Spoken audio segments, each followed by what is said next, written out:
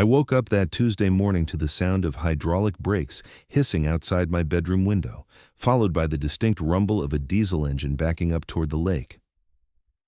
My lakefront property in Lake Norman, North Carolina, had been my sanctuary for the past 3 years, complete with a private boat ramp that I'd built with my own money and sweat. The last thing I expected was someone using it without permission. I threw on a pair of jeans and walked barefoot down to the water's edge, coffee mug still in hand.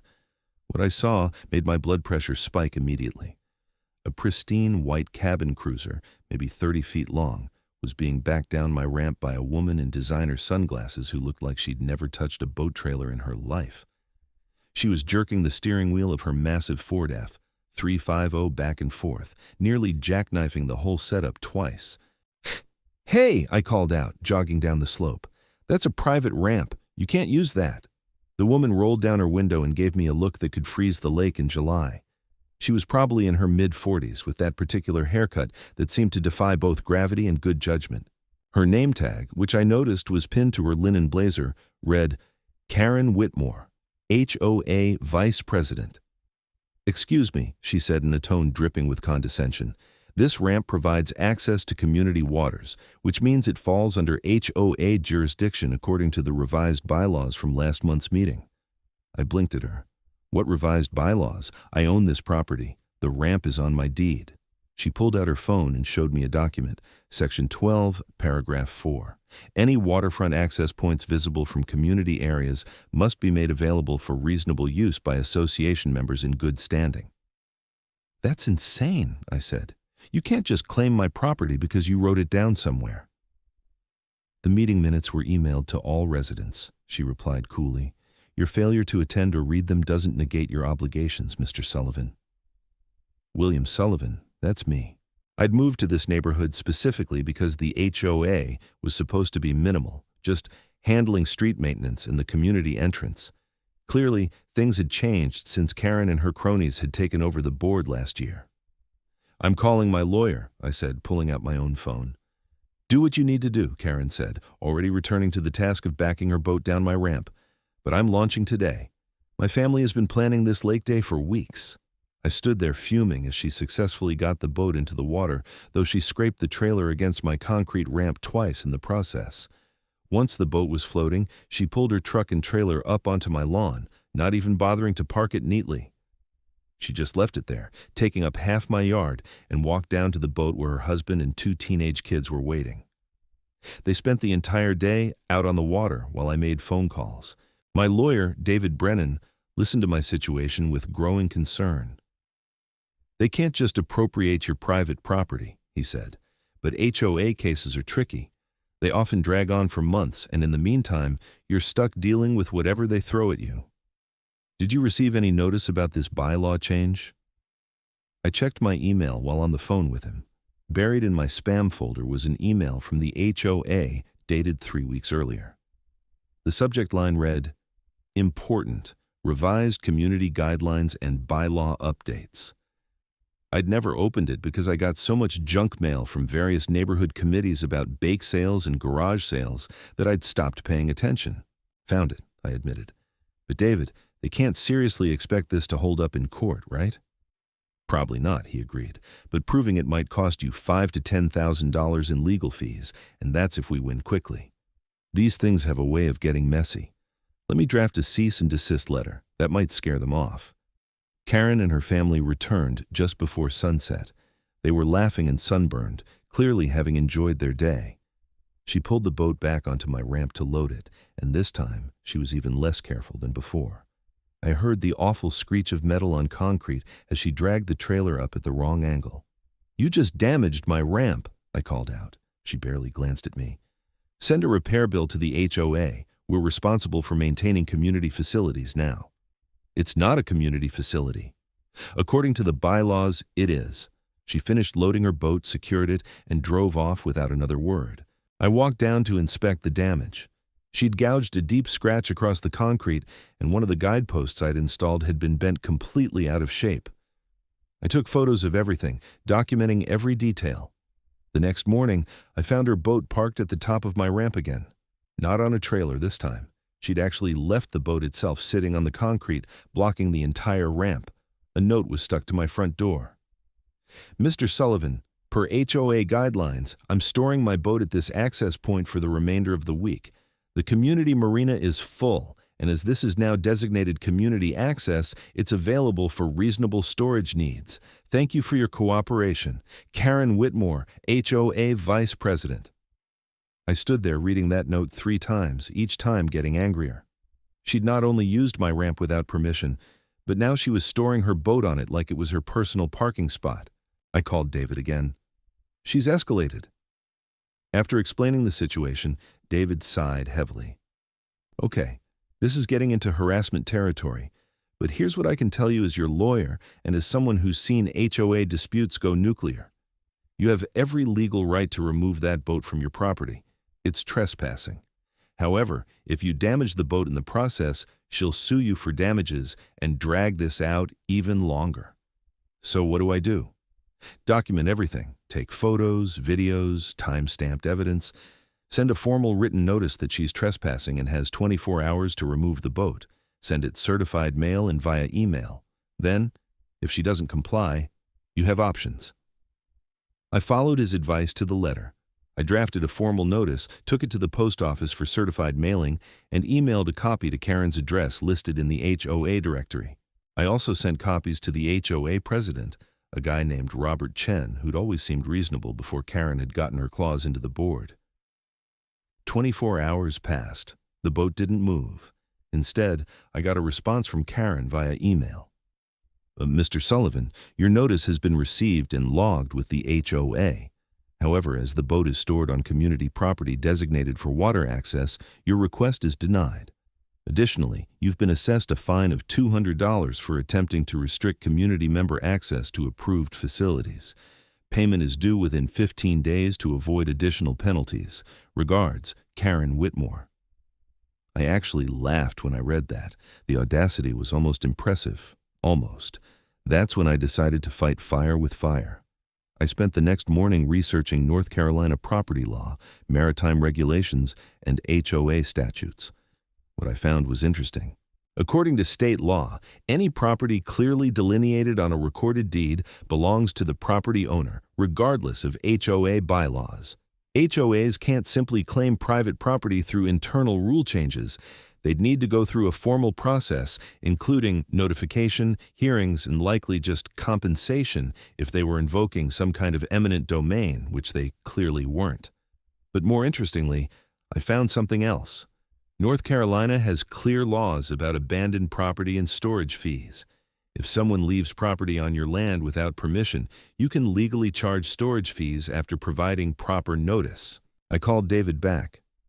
What if I charge her storage fees for the boat? He was quiet for a moment. That's actually brilliant. You'd need to follow the proper legal procedure. But yes, if she's refusing to remove her property from your land after being notified, you can charge reasonable storage fees. You'd need to send her a notice of the fees, and they'd have to be reasonable, similar to what a marina would charge. I did more research. The local marina charged $25 per day for boat storage, plus a monthly rate that worked out to about $15 per day for long-term storage. I decided to be generous. I'd charge her $20 per day. I drafted another letter, this one informing Karren that as she'd refused to remove her boat from my private property, despite being given notice and opportunity to do so, I would be charging her $20 per day in storage fees, retroactive to the date of my first notice. The fees would compound daily until the boat was removed. I also informed her that I was securing the boat to prevent theft, as I would now be considered a legal bailee of her property. David reviewed the letter and approved it with minor changes. This is going to make her furious, he warned. Good, I replied. I sent the letter via certified mail and email. Then, I went to the hardware store and bought the heaviest chain and lock I could find, the kind of setup they use for industrial equipment. I threaded the chain through the boat's trailer hitch attachment point and around one of the concrete pillars I'd poured when I built the ramp. The lock was weatherproof and would require industrial bolt cutters to remove. Karren showed up at my door 6 hours later. She was literally shaking with rage. "You cannot chain up my boat," she shouted before I'd even fully opened the door. "I can," and I did. I replied calmly. Your boat is parked on my private property without permission. I've secured it to prevent theft while it's in my custody. You're accruing storage fees of $20 per day. Currently, you owe me $60 for the 3 days it's been here since my initial notice. This is theft! This is vandalism! I'm calling the police! Please do, I said. I'd love to have an official police report documenting that you've been trespassing on my property and refusing to leave. She actually did call the police. A sheriff's deputy named Martinez showed up about 40 minutes later. I met him at the ramp with my folder of documentation, property deed, photos, copies of all my notices to Karren, emails, everything. Deputy Martinez reviewed everything carefully while Karren ranted about HOA bylaws and community access rights. When she finally paused for breath, he turned to her. Madam, do you have documentation showing that this property belongs to the HOA? It's in the bylaws, she insisted. Bylaws don't supersede property deeds, he said patiently.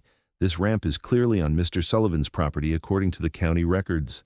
You've been asked to remove your boat multiple times. He has the right to secure property that's been abandoned on his land. It's not abandoned. I'm using it. When was the last time you actually used the boat? I asked. She glared at me. 2 days ago. So it's been sitting here for 2 days without being moved. That's not active use. That's storage. Deputy Martinez nodded. Mr. Sullivan is within his rights to charge storage fees. Madam, I strongly suggest you remove your boat and resolve this through proper legal channels if you believe the HOA has a claim to this property. But right now, you're the one trespassing. Karren's face went through several shades of red. The HOA will hear about this.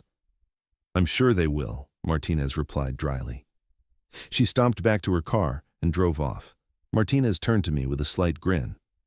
Good luck with your HOA. I've seen some of these disputes get pretty ugly. It's already ugly, I said. He filed a report documenting the situation, which David assured me would be helpful if this ended up in court. The boat stayed chained up. Over the next week, I received increasingly hostile emails from Karren and other HOA board members. They threatened me with more fines, with liens on my property, with legal action. I forwarded everything to David, who was building quite a file. They're shooting themselves in the foot, he told me. Every threat they make, every fine they levy without proper authority, it's all going to work against them when this goes before a judge. Meanwhile, Karren's storage fees were mounting. By day 7, she owed me $140. She hadn't attempted to remove the boat, though I'd seen her drive by my house multiple times, always slowing down to glare at the chained-up boat. On day 8, things took an interesting turn. I received a visit from Robert Chen, the HOA president. Unlike Karren, he seemed genuinely apologetic. Mr. Sullivan, can we talk? He asked when I answered the door. I invited him in and offered coffee, which he accepted. We sat at my kitchen table while he ran his hand through his hair, looking stressed. I need you to understand something, Robert began. When Karren proposed these bylaw changes at the meeting, most of us weren't really paying attention to the details. She pitched it as improving community access to shared resources and streamlining some administrative processes. The waterfront access clause was buried in about 40 pages of other changes. I voted for it because I trusted her research. I didn't realize she was specifically targeting your ramp. Why would she? I asked. I've never had any issues with her before. Robert sighed. Because you have the best ramp access on the lake, and the community marina has a waiting list that's over a year long. Karren bought that boat last month, and she's been furious that she can't keep it anywhere convenient. She looked through the bylaws, found some old language about community amenities, and twisted it to fit her needs. That's insane. That's Karren, Robert said tiredly. Look, I'm going to call an emergency HOA meeting. We need to reverse this bylaw change, but that's going to take time, maybe 2 or 3 weeks to do it properly with notifications and voting. In the meantime, is there any way to de-escalate this situation? I considered his request. Robert seemed like a decent guy who'd been manipulated by Karren's agenda, but I also wasn't going to be pushed around. Here's my offer, I said. Karren pays the storage fees she owes, removes her boat immediately, and the HOA sends me a written apology acknowledging that my ramp is private property and withdrawing all fines they've tried to levy against me. Then, I'll drop the storage fees going forward, and we can all move on." Robert nodded. "That's more than fair. Let me talk to the board." He left, and I felt cautiously optimistic. Maybe this would end without needing to go to court. That optimism lasted exactly one day. The next morning, I woke to find that someone had spray-painted "thief" across my garage door in bright red letters. My security camera caught the perpetrator. It was Karren, sneaking onto my property at 2 a.m. with a can of spray paint. I immediately downloaded the footage and called Deputy Martinez. This time, when he showed up and reviewed the video, his expression was grim. "That's vandalism, clear cut. Do you want to press charges?" "Absolutely. I'll need you to come down to the station and file a formal complaint. Bring the video evidence." I did exactly that. Within hours, Deputy Martinez went to Karren's house and cited her for criminal vandalism. She'd face either a fine or potentially court-ordered community service depending on how the judge felt about it. The spray paint incident seemed to be a turning point. Suddenly, other neighbors started reaching out to me. Apparently, Karren had been causing problems for multiple people in the neighborhood, but everyone had been too intimidated to speak up. One neighbor, Gloria Patterson, told me that Karren had tried to fine her $300 for painting her front door a shade of blue that Karren deemed non-compliant with community standards, even though there was no such standard in the actual HOA documents. Another neighbor, Tim Rodriguez, said Karren had threatened to have his truck towed because she claimed it was a commercial vehicle. It was a regular pickup truck that he used for his construction job. She'd even gone so far as to put a notice on his windshield, saying the truck would be towed at owner's expense if not removed from residential parking areas within 24 hours. The more stories I heard, the clearer it became that Karren had been using her position as HOA vice president to bully people into compliance with her personal preferences. She'd been making up rules, levying fines, and threatening people with no actual authority to do any of it. I organized a meeting at my house with about 15 neighbors who'd all had issues with Karren. Gloria suggested we collectively complain to the HOA board and demand Karren's removal. "The problem is that she has allies on the board," Robert Chen told us when he joined our meeting. He'd heard about the gathering and asked to attend. "She's friends with 2 other board members, Susan Kelly and Mark Davidson. They vote as a block. That's 3 out of 7 board members, which isn't a majority, but it's enough to make things difficult." "So what do we do?" Tim asked. "We need to document everything," I said. "Every false fine, every threat, every instance of Karren overstepping her authority. Then we present it all at the next official HOA meeting and demand accountability." Over the next week, we built a comprehensive case against Karren. The folder grew to over 100 pages of documented incidents, including false fines totaling over $4,000 across multiple homeowners, threats, harassment, and abuse of authority. David reviewed everything and confirmed that most of what Karren had been doing was not only against HOA rules, but potentially illegal. "She's been operating what amounts to a shakedown," David said. "If even half of these people had paid the fines she levied, we're talking about potential fraud charges." Meanwhile, Karren's boat remained chained to my ramp. She hadn't paid the storage fees, which were now up to $260. She also hadn't removed the boat. The vandalism charge was pending, and she'd hired her own lawyer, a guy named Preston Hall, who had a reputation for being aggressive in HOA disputes. Hall sent me a letter demanding I release the boat immediately and threatening to sue me for unlawful detention of property, emotional distress, and punitive damages totaling $50,000. David laughed when he read it. "This guy is all bark. He's trying to scare you into backing down. Don't fall for it." I didn't. I sent a response through David stating that the boat would be released immediately upon payment of storage fees, which were now outlined in an attached invoice with a detailed breakdown of daily charges. The emergency HOA meeting was scheduled for a Thursday evening at the community center. The turnout was massive. Usually these meetings drew maybe 20 people. This one had over 100 homeowners crowded into the room. News of the dispute had spread through the neighborhood like wildfire. Karren arrived with her lawyer and Susan Kelly and Mark Davidson flanking her like bodyguards. She looked confident, almost smug. She clearly thought she had this under control. Robert called the meeting to order and immediately addressed the elephant in the room. We're here tonight to discuss several issues related to recent bylaw interpretations and enforcement actions. I know there's been a lot of tension in the community, and we need to address it transparently. Karren tried to interrupt, but Robert held up his hand. You'll have a chance to speak, Karren, but first we're going to hear from homeowners who have concerns. One by one, neighbors stood up and shared their stories. Gloria talked about the paint fine. Tim talked about the truck incident. A woman named Jennifer Morgan described how Karren had threatened to fine her for having a birthday party because the music was supposedly too loud at 3 in the afternoon on a Saturday. Another homeowner, David Kim, no relation to my lawyer, explained how Karren had tried to force him to remove a tree from his front yard, claiming it was obstructing the aesthetic continuity of the streetscape. The stories went on for over an hour. Karren's smug expression gradually morphed into barely contained rage. Her lawyer kept whispering to her, probably telling her to stay calm.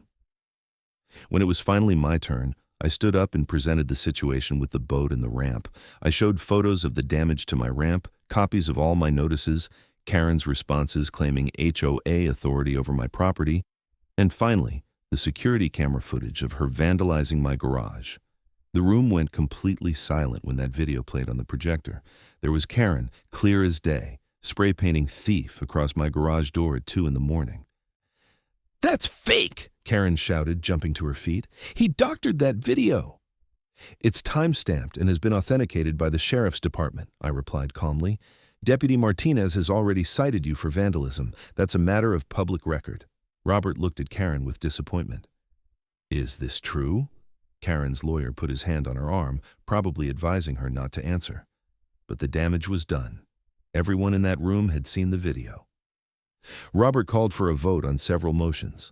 First, to rescind the controversial bylaw changes that Karren had pushed through. The motion passed unanimously, with even Susan and Mark voting in favor once they saw how badly public opinion had turned. Second, to send formal letters to all homeowners who'd been levied improper fines, withdrawing those fines and apologizing for the error. That motion also passed unanimously. Third, and most importantly, to remove Karren Whitmore from her position as HOA Vice President, effective immediately, due to abuse of authority and conduct unbecoming of a board member. That motion passed 6-1, with only Karren voting against it. Karren stood up, her face purple with fury. "You'll all regret this. I'll sue the HOA. I'll sue all of you personally." Her lawyer actually physically pulled her toward the exit, still whispering urgently. They left to a room full of people staring in shock. After the meeting, multiple neighbors came up to thank me for standing up to Karren. "We were all too afraid to fight back," Gloria said. "You gave us the courage to speak up." Robert shook my hand. "I'm sorry we let it get this far. The board is going to implement better oversight procedures so this can't happen again." But the saga wasn't quite over yet. 2 days after the meeting, I received a notice that Karren was planning to sue me in civil court for the return of her boat and damages. Her lawsuit claimed $5,000 in damages for emotional distress, loss of use of her boat, and damage to the boat from being improperly secured. David wasn't worried. "Let her sue. We have everything documented. This is going to be a slam dunk." The court date was set for 3 weeks later in Mecklenburg County Civil Court. In the meantime, Karren made one more attempt to retrieve her boat. She showed up at my property with a locksmith, apparently thinking she could just cut the chain and take the boat back. I was home and saw them from my window. I walked out with my phone already recording video. "You're trespassing," I said calmly, "and if you cut that lock, that's destruction of property." The locksmith, a young guy who looked uncomfortable with the whole situation, turned to Karren. "Madam, if this is a legal dispute, I can't help you. I'm not getting involved in something that might be illegal." "It's my boat," Karren shrieked. "He's holding it hostage."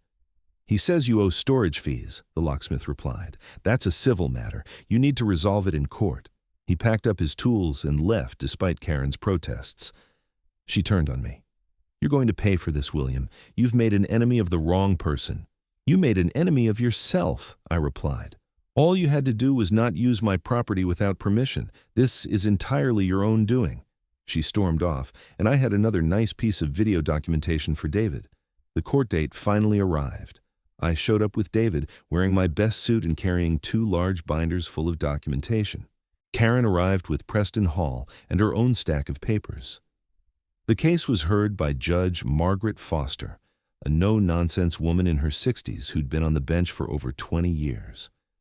She listened patiently as Hall made his opening argument, which basically boiled down to me being an unreasonable bully who was holding Karren's boat hostage over a petty neighborhood dispute. Then David presented our case.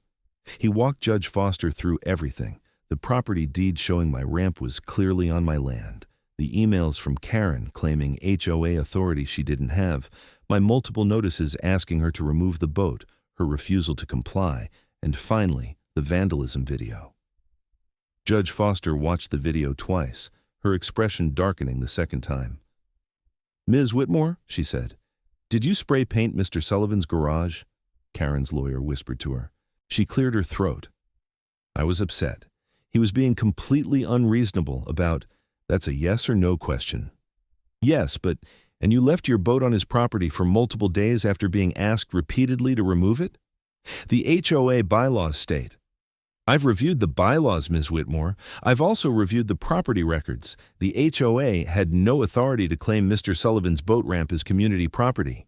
Your actions constituted trespassing, and your refusal to remove your property after being given proper notice gave Mr. Sullivan the legal right to secure it and charge reasonable storage fees. Judge Foster looked at the documentation. I see here that he's charging $20 per day, which is below market rate for boat storage in this area. That's more than fair. Hall tried to salvage the situation. Your Honor, my client believes the storage fees are excessive, given your client left a 30-foot boat on someone else's property for 3 weeks without permission or payment.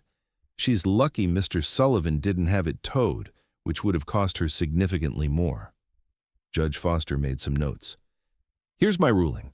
Ms. Whitmore, you will pay Mr. Sullivan the full storage fees owed, which according to his invoice is, she calculated quickly, $420 for 21 days. You will also pay for the repair of Mr. Sullivan's garage door, which he's estimated at $800. And you will pay Mr. Sullivan's legal fees, which I see are listed at $2,300. Karren looked like she was going to faint. Your Honor, that's over $3,000. That's the consequence of your actions, Ms. Whitmore.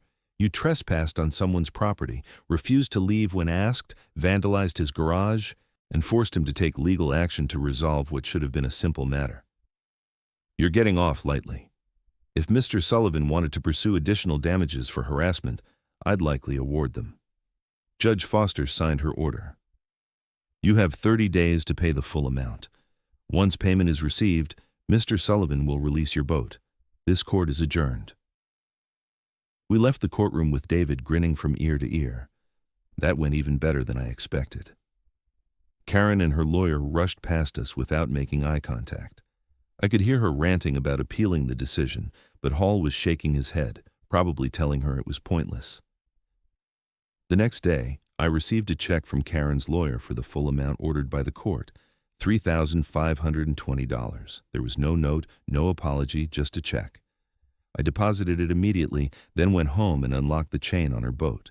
I called Karren's cell phone. Your boat is unlocked. You have 24 hours to remove it from my property or storage fees resume. She hung up without responding. But 3 hours later, a towing service showed up and hauled the boat away. I never saw Karren or her boat again. The neighborhood slowly returned to normal over the following weeks. The HOA board implemented new rules requiring board members to get legal review before making any significant bylaw changes. Robert remained as president, but brought in new board members who were committed to transparency and actual community service rather than petty power trips. Gloria was elected as the new vice president. She immediately set about reversing much of the damage Karren had done, including refunding money to homeowners who'd actually paid the bogus fines Karren had levied. As for Karren herself, she became a pariah in the neighborhood. People stopped inviting her to community events. She stopped showing up to HOA meetings. Rumors circulated that she and her husband were planning to sell their house and move, though I never confirmed that. The vandalism charge she'd received went to court separately from our civil case. She pled no contest and was ordered to pay a $500 fine plus court costs. No jail time, but it went on her record. I had my garage door professionally cleaned and repainted. The boat ramp was also repaired, this time with better materials and improved guideposts that could withstand more abuse. I sent the bill for the ramp repairs to the HOA as a courtesy, since they'd previously claimed responsibility for maintaining it as a community facility. Robert apologized again and confirmed in writing that the ramp was my private property and the HOA had no claim to it. Several months passed before I saw Karren again. It was at the grocery store in Cornelius, a few miles from the neighborhood. She was in the produce section when I walked past with my cart. Our eyes met for a brief second. She looked away quickly, suddenly very interested in examining tomatoes. I didn't say anything. There was nothing left to say. She'd learned an expensive lesson about respecting other people's property and the limits of HOA authority. The experience taught me something too, though. I'd always been the type to avoid conflict, to let things slide in the interest of keeping the peace. But sometimes you have to stand up for yourself, especially when someone is clearly in the wrong and counting on you being too intimidated or too tired to fight back. David told me later that he'd heard from colleagues that Karren had been involved in similar disputes in her previous neighborhood in Charlotte. Apparently, she'd been HOA president there and had been voted out after similar complaints about overreach and abuse of authority. She and her husband had moved to our Lake Norman community specifically to get away from that reputation, and she'd quickly maneuvered herself into a position of power in our HOA. Some people are just wired that way, David said over beers one evening. They crave control and authority, even in tiny little kingdoms like homeowners associations. The power goes to their heads. It's crazy that HOAs can become like that, I replied. They're supposed to maintain property values and handle basic community needs, not turn into miniature authoritarian regimes. You'd be amazed how often it happens, David said. I've handled dozens of HOA disputes over the years. Most of them involve somebody like Karren who gets a little bit of authority and runs wild with it. The good news is that most HOAs self-correct eventually. The bad board members get voted out, sanity returns, and things go back to normal.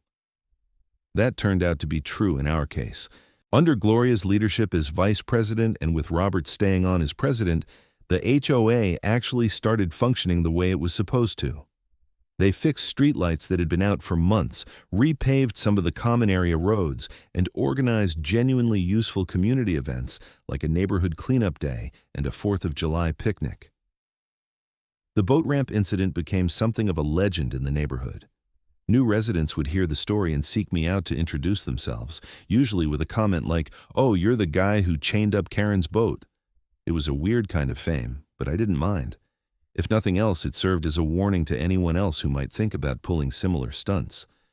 One unexpected benefit came a few months later, when a different neighbor, Frank Wellington, approached me about using my boat ramp. Unlike Karren, Frank was polite and respectful about it. "I know what happened with Karren," he said. "I'm not trying to pull anything like that, but I've got a small fishing boat, nothing fancy, and the public launch is always packed on weekends. Would you be willing to let me use your ramp occasionally? I'd be happy to pay you for the privilege." I thought about it. How often are we talking? Maybe once a month? Twice at most? Just for a few hours to launch and retrieve. I'd call ahead to make sure it's convenient.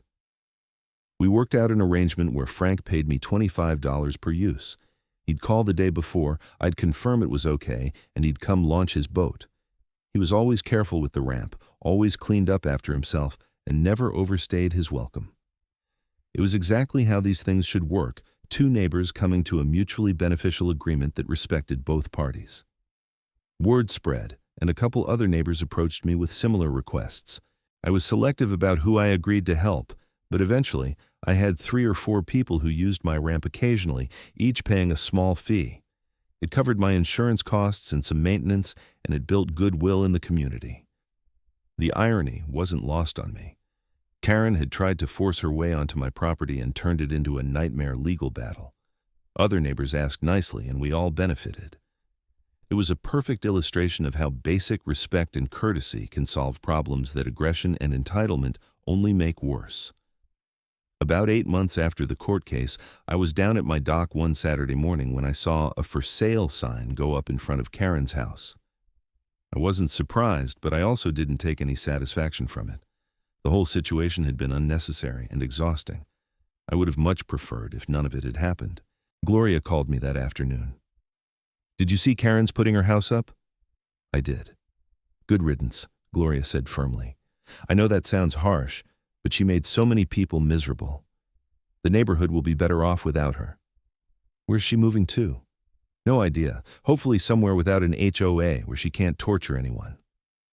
The house sold quickly. Lake Norman property was in high demand. A young couple with 2 kids moved in. They were friendly and normal, the kind of neighbors who waved when they saw you and didn't try to invent reasons to fine you or claim your property. I helped them move in a few heavy items, and we ended up chatting for a while. They mentioned they'd heard there had been some drama with the previous owners, but didn't press for details. I kept it vague. No point in gossiping about Karren now that she was gone. Life settled into a comfortable routine. I used my boat ramp whenever I wanted without worrying about someone else's boat blocking it. The few neighbors I'd agreed to let use it were respectful and appreciative. The HOA functioned smoothly under Robert and Gloria's leadership. I even started attending HOA meetings regularly, something I'd never done before the whole incident. I figured if I was going to complain about how things were run, I should at least participate in the process. The meetings were usually boring in the best possible way, discussions about landscaping contractors, budget reviews for street repairs, that sort of thing. No drama, no power trips, just practical community management. One evening, about a year after everything had happened, I was sitting on my dock watching the sunset when Robert walked down from his house a few doors away. "Mind if I join you?" he asked. "Not at all." He sat down on the dock next to me. "I wanted to thank you again for standing up to Karren. I know I've said it before, but I mean it. The board was getting out of control, and I didn't have the courage to push back on my own." "You came around," I said. "You helped fix things." "Eventually? But you were the catalyst. You showed everyone that bullies can be beaten if you stand your ground and know your rights." We sat in comfortable silence for a while, watching boats cruise past on the lake. "I heard she moved to Florida," Robert said eventually. "Karren?" "Yeah, someone saw her husband's LinkedIn update. He got a job in Tampa. Hope she's not terrorizing some Florida HOA now," Robert chuckled. "With her track record, I give it 6 months before she's in another fight with another neighbor." Not our problem anymore. Amen to that. The lake was calm that evening, the water reflecting the orange and pink of the sunset. My boat was tied to my dock, my ramp was clear and undamaged, and my property was mine without dispute. It was exactly how things should be. Looking back on the whole experience, I realized it had taught me several valuable lessons. First, always read HOA communications, even the boring ones buried in your spam folder. Second, document everything when you're in a dispute, photos, emails, videos, all of it. Third, know your legal rights and don't be afraid to enforce them. Fourth, a good lawyer is worth every penny when you really need one. But perhaps the most important lesson was about community. Real community isn't about one person forcing their will on everyone else. It's about people working together, respecting each other's property and rights, and finding solutions that benefit everyone. Karren had tried to create her own little fiefdom where she made the rules and everyone else had to obey. It had failed spectacularly, because that's not how functional communities work. The neighborhood was stronger after she left because people had learned to stand up for themselves and for each other. I also learned that sometimes the best response to aggression is calm, methodical, legal action. I never yelled at Karren, never vandalized her property in return, never stooped to her level. I just enforced my legal rights through proper channels. That approach not only worked, but left me with a clear conscience and the moral high ground. The financial settlement from the court case covered all my legal fees plus the damage to my property, so the whole incident didn't even cost me anything in the end. Karren paid for her own mistakes, literally and figuratively. David told me later that cases like mine were why he loved being a lawyer. Most of what I do is pretty dry contract reviews, real estate closings, boring corporate stuff. But every once in a while, I get a case like yours where the good guy actually wins and the bully gets what's coming to them. Those are the ones that make it worthwhile. As I sat on that dock watching the sun dip below the horizon, I felt genuinely grateful for how things had turned out. Yes, The situation with Karren had been stressful and aggravating, but it had also brought the neighborhood together, weeded out a toxic influence, and strengthened the community in the process. My phone buzzed with a text from Frank Wellington. "Hey William, any chance I could use the ramp tomorrow morning? Early fishing trip, we'll pay the usual fee," I texted back. "Sure thing, come by around 6. Coffee will be ready if you want a cup before you head out." That was the kind of neighborly interaction that made living in a community worthwhile. Mutual respect, fair dealing, and good relationships built on trust and courtesy. The next morning, Frank showed up right on time. We had coffee on my porch while he got his gear ready, talking about fishing spots and lake conditions. He launched his boat carefully, waved as he putted away toward his favorite cove, and sent me a thank you text along with the payment through Venmo a few hours later when he got back. No drama, no conflict, no lawyers or court dates, just two people being decent to each other. Sometimes I wondered if Karren ever thought about what had happened, if she ever had a moment of self-reflection where she realized she'd been wrong. Probably not.